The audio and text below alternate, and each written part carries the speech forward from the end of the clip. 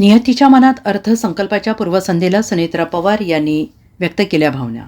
नेते अजित पवार यांच्या निधनानंतर आता राज्यातील अर्थसंकल्प अधिवेशन होणार आहे. अजितदादा राज्याचे अर्थमंत्री होते आणि याआधीचा अर्थसंकल्प अजितदादांनी सभागृहात मांडला होता, परंतु अजितदादा अनंताच्या प्रवासाला निघून गेल्याने यावेळचा अर्थसंकल्प मुख्यमंत्री देवेंद्र फडणवीस हे सादर करणार आहेत. अजितदादांच्या पश्चात उपमुख्यमंत्री झालेल्या सुनेत्रा पवार यांचे यावेळचे हे पहिलेच अधिवेशन असणार आहे आणि याच अधिवेशनाच्या पूर्वसंध्येला सुनेत्रा पवार आणि आपले पती दिवंगत नेते अजित पवार यांच्याविषयी बोलल्या. त्यांनी नियतीच्या मनात दुसरंच काहीतरी होतं असं म्हणत अजितदादांच्या निधनाबाबत दुःख व्यक्त केलं आणि यावेळच्या अर्थसंकल्पीय अधिवेशनाच्या पूर्वसंध्येला मुख्यमंत्री देवेंद्र फडणवीस तसेच दोन्ही उपमुख्यमंत्र्यांनी पत्रकार परिषद घेतली आणि या पत्रकार परिषदेत सुनेत्रा पवार बोलत होत्या. यावेळी बोलताना जनतेनं पुन्हा एकदा महायुतीला सत्ता दिली.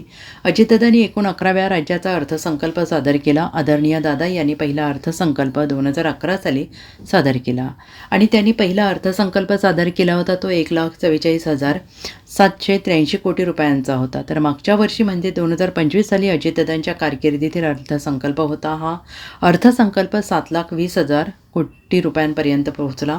ही फक्त आकड्यांची वाढ झाली नाही तर महाराष्ट्रातील सर्वांगीण विकासाकडे नेण्याचा प्रयत्न आहे, अशा भावना उपमुख्यमंत्री सुनेत्रा पवार यांनी व्यक्त केल्या आहेत. यंदाचा अर्थसंकल्प त्यांच्या कारकिर्दीतला 12वा अर्थसंकल्प ठरला असता मात्र नीटच्या मनात काहीतरी वेगळंच होतं आणि अचानक आपल्याला सोडून ते गेले.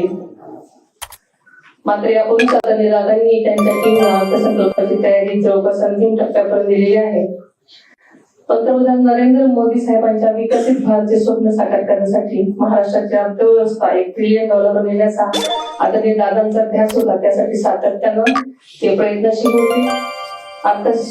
आर्थिक शिस्त, नियोजन, मदत आणि विकासाचा समतोल हेच त्यांच्या कामाचं सूत्र होतं. यंदाचा अर्थसंकल्प मुख्यमंत्री महोदय सादर करणार आहेत ते सुद्धा राज्याच्या विकासावर वाटेवर पुढे नेणारा असेल, त्यांच्या घटकाला न्याय देणारा असेल याबद्दल मला ठाम विश्वास आहे. माहिती सरकार पुन्हा सत्तेत आल्यानंतर लाडकी बहीण योजना बंद होईल अशी टीका झाली, मात्र आदरणीय दादांनी योग्य आर्थिक नियोजन करून या योजनेसाठी निधीची कमतरता कधीही भासू दिली नाही. ही योजना यशस्वीपणे सुरू ठेवली. माझं हे पहिलंच अधिवेशन आहे आणि अत्यंत चांगल्या प्रकारे नियोजनबद्ध चालेल अशी मला खात्री आहे. धन्यवाद. Bureau report SBN Marathi, Mumbai.